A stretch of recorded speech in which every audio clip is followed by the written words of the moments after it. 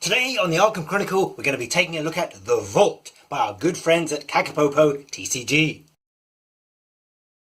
The Vault is a very exciting looking deck box which has a metal outer surface which is available in aluminium or in black. As you can see, it's about the same height as a regular deck box or a 100 count box, but it's certainly a good deal wider. It's 4 inches or 10 centimeters by 3.5 inches or 9 centimeters by about 4.5 inches or 11 centimeters tall. And remember to add a little bit for the hinge and the clasp. There's a very hefty metal clasp and latch that we've seen on their briefcase models, and the whole thing opens up wonderfully like so. Inside you've got a convenient tray which lifts out like so, making it extremely easy to remove your cards. The base and the two halves of the lid are joined by a very sturdy hinge which is riveted in 4 places. And cleverly, when it opens up, the rivets actually meet, so the weight isn't resting on the hinge, it's resting on the rivets.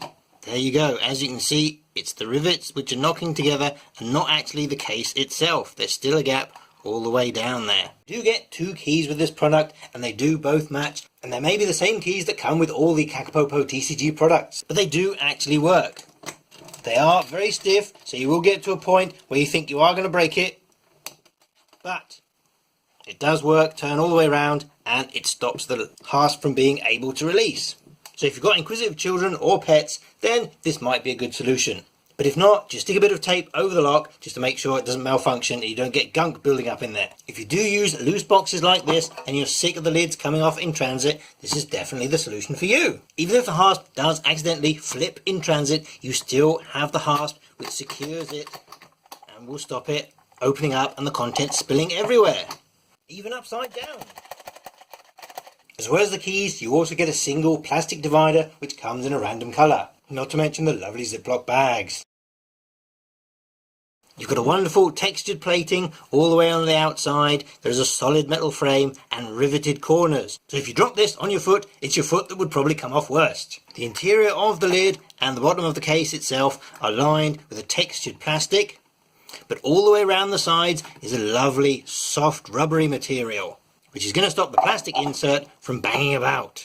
The removable plastic tray is sturdy and solid. It has a matte finish to it, which means it's easy to grip and pull in and out. Whereas the inside has a gloss finish, which means that the cards, even in sleeves, will slip in and out very easily. Because the base of the vault is quite shallow, you can easily use it as a token tray. And it's easy for all but the chunkiest of fingers to retrieve the things you need. Likewise, as long as you don't peer too closely, you could also use it as a little chaos cup. And it will even take chaos tokens, which are in coin capsules as well. There's plenty of room for them to mix up and move about.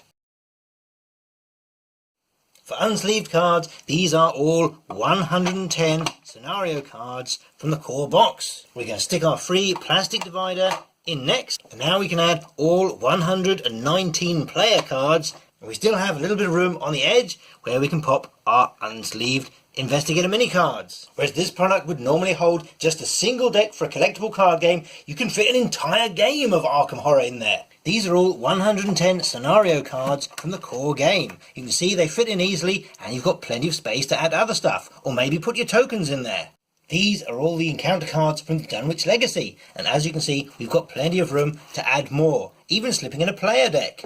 If you wanted to use this purely for your investigators, then you can easily fit in a 33 card deck from Roland, Daisy, Wendy, Agnes, and finally Skids. And there's room for the mini investigator cards in their sleeves, in their Ziploc bag, and the whole thing closes up nicely. It's not too heavy, and you can easily carry it in one hand. You can even flip the latch like so, and open it all while carrying a burrito in the other hand. Obviously this isn't going to interact very well with stuff in the blister packs, but to move the scenarios from the blister packs, you could easily fit 3 sleeved standalone hello. If you do have top loaders, you can easily pop them in like so. If you can put in something like a large, like a one touch, it is too tall and the lid won't close properly. But anything as small as a mini snap will easily fit in there and the lid will close nicely.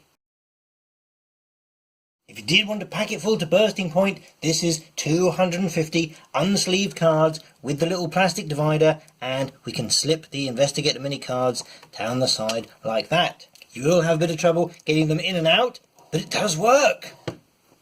This is 195 cards in the cheap penny sleeves, and you can just about pop your Investigator mini cards down the side, and you can, if you hold both parts of it, pull them in and out.